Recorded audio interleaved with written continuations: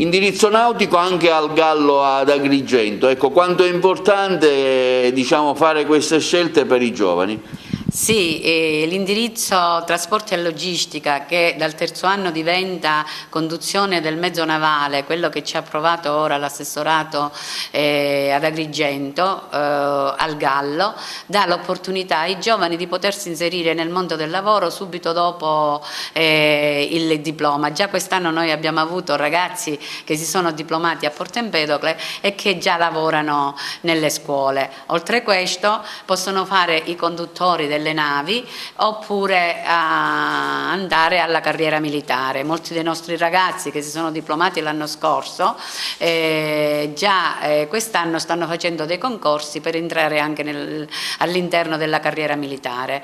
L'indirizzo dà l'opportunità anche di potersi inserire nel mondo universitario, di potersi iscrivere all'università per chi vuole continuare gli studi, per chi vuole fermarsi con il diploma già come ITP può lavorare nel mondo della scuola come docente tecnico-pratico. Pertanto si arricchisce la scuola di questo nuovo indirizzo a Agrigento, anche se Porto Empedocle l'avevamo, però noi sappiamo le condizioni di viabilità che ci sono nella nostra provincia. Agrigento è più raggiungibile da parte di altri paesi vicinori, pertanto è una conquista che la scuola quest'anno ha come novità e che l'offerta formativa si arricchisce sempre di più per dare ai giovani il successo formativo non solo dal punto di vista culturale ma anche dal punto di vista lavorativo. A proposito di iscrizioni, sono già partite le iscrizioni telematiche, nonostante la pandemia la scuola è sempre disponibile. Che consigli dare?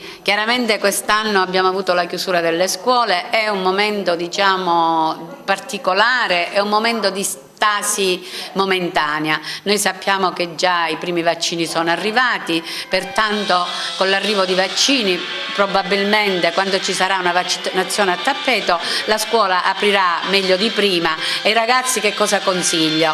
Con la didattica integrata si acquisiscono anche competenze nuove e informatiche, non dobbiamo spaventarci di questa didattica ma dobbiamo considerarla integrata e al più presto ci vedremo a scuola e vedremo nuovamente corridoi pieni di ragazzi che dopo questa pausa voluta anche da una sanità, da un'educazione alla salute che è indispensabile e necessaria, ci sarà chiaramente una riapertura a 360 gradi. I ragazzi hanno quelle opportunità e capacità sia all'interno, perché abbiamo operatori professionisti molto validi, di recuperare la socialità, la comunicazione con gli altri. Per quanto riguarda l'apprendimento, credo che anche con la didattica integrata i ragazzi possono acquisire quelle competenze che poi potranno spendere nei vari contesti e con le dinamiche